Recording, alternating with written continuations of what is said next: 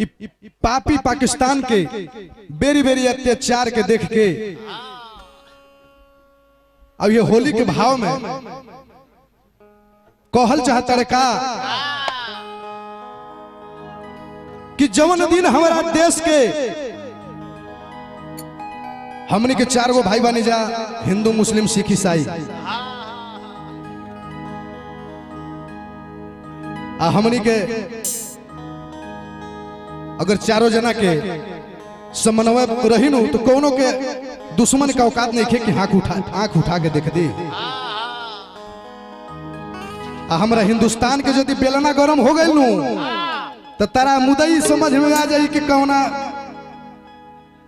कहां बाड़ उहे कहले बा का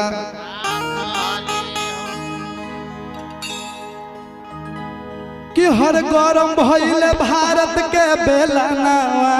रे, हा बेलना जाई पाकिस्तानमा, हर जाई पाकिस्तानमा यही फगुए के दिनामा,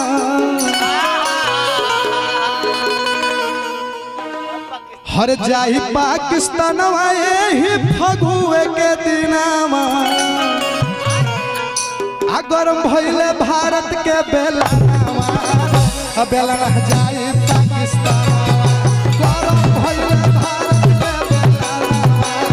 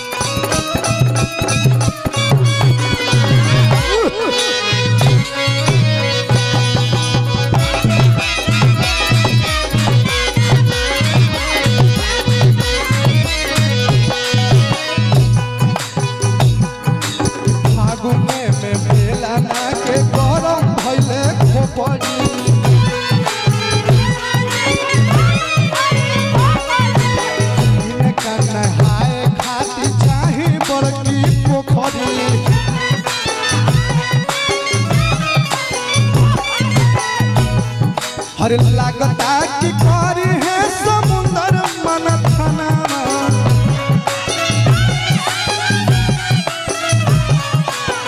लागता कि करी है समुंदर मनथना,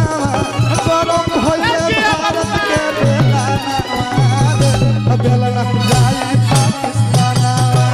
गरम भइले भारत के बेलना बेलना जाई पाकिस्तान।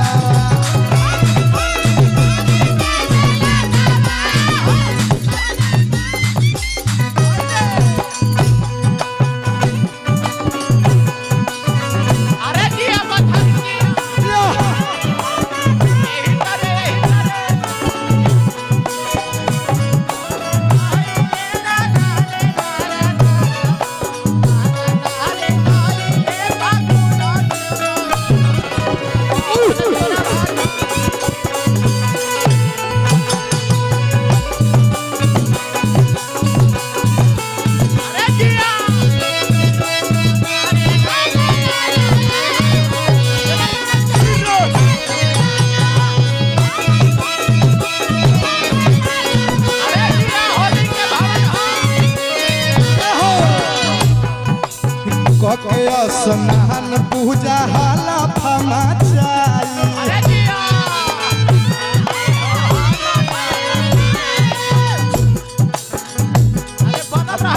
पाकिस्तान के सब सिखाई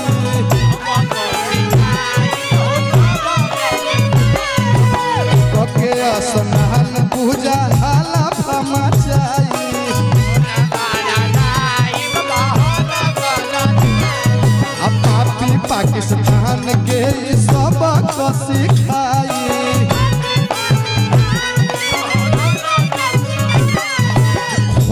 खोजतावे कहवा बाड़े देश के दुश्मनावा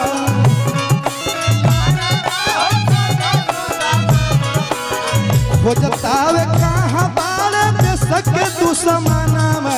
गरम भइले भारत के बेलावा बेला जाई